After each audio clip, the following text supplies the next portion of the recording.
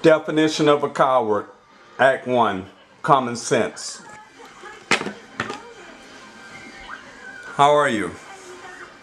Well, I'm back. Why am I back? I'm back because it's election season. Let me take these off for a minute because I need to talk to you.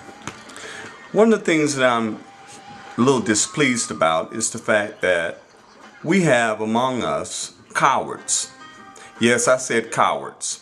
What is my definition of a coward? My definition of a coward is one who throws a rock and hides his hand.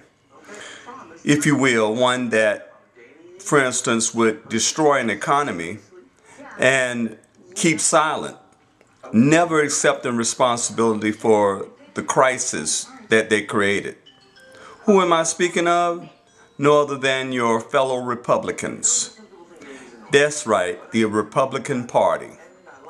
The same party that's making more empty promises, the same party that had complete control for 8 years, over 8 years, and have decided to tell our president no on all legislation for the last year and turn around and blame him in the media for not having success. But in spite of them saying no, it is amazing that he had health care reform, Wall Street reform, credit card reform, just to name a few. He ended the Iraq war that was costing us multi-millions of dollars. He found all of those tax dodgers that were offshore that was going through Swiss banks and USB Bank to try to dodge paying their taxes and settled for a little under $1 billion through the Department of Justice. He ended the Gulf oil crisis, just to name a few things that he did. Yet, he's unpopular. How in the world is someone that kept their word unpopular? I guess America is used to dealing with liars, cheats, gamblers, and sissies. Yes, I did say sissies.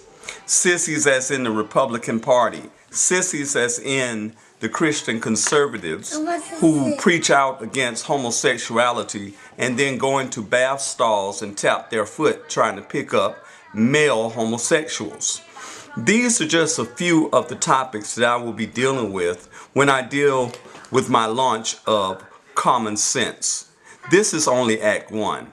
You will be hearing more from me as the days to come as we get closer to the election. You can call me Thomas Paine. The reason you can call me Thomas Paine is because Thomas Paine created common sense. And if you read his treatise on common sense, it had a lot to do with Americans thinking for themselves, with Americans breaking away from the tyranny of Great Britain.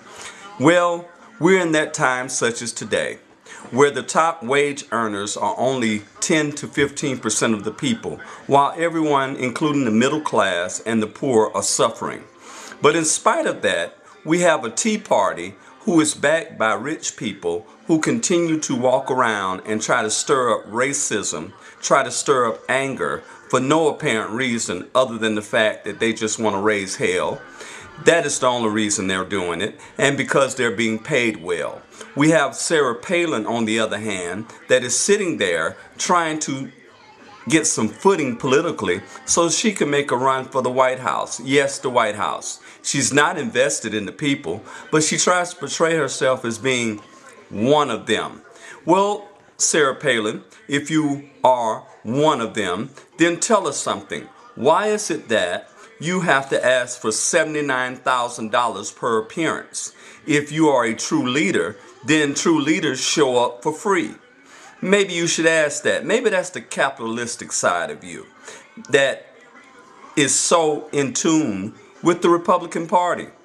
Because you know, if you're not making $250,000 or above, they're not interested in hearing anything you have to say until it's election time. And then after they get your vote, they develop political amnesia and never keep the promises that they promise. Just look at their record. All you have to do is look back over the last 8 years before Obama. That's right, before Obama.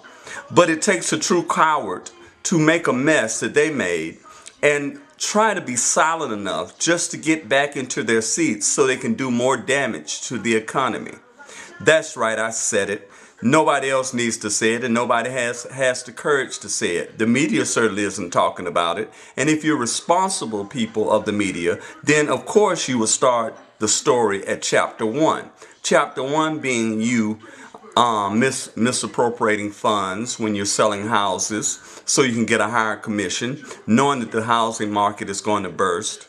And you got bailed out on Wall Street by Bush before he left office. How about that? Interesting, huh? The Republican Party talking about we don't want to regulate Wall Street. We don't want to regulate any industry. So what do you have now? You have tainted and poisoned food now because there was no regulation. You have lead in toys because there is no regulation. All of this is the Republican Party's doing, but they will never accept responsibility for it. You want to know why? Because they're cowards. They're cowards and they're a bunch of punks. That's what they are. And because of that, you want to put them back in office. My, what a sham we're running. I tell you what, go ahead and put them back in office. The next time that they get out of office and you decide to fire them, you will be living under a bridge. I said it, you'll be living under a bridge and you'll be in a cheese and a soup line while they will be somewhere counting their money and calling you morons. This is Thomas Paine signing off with Common Sense.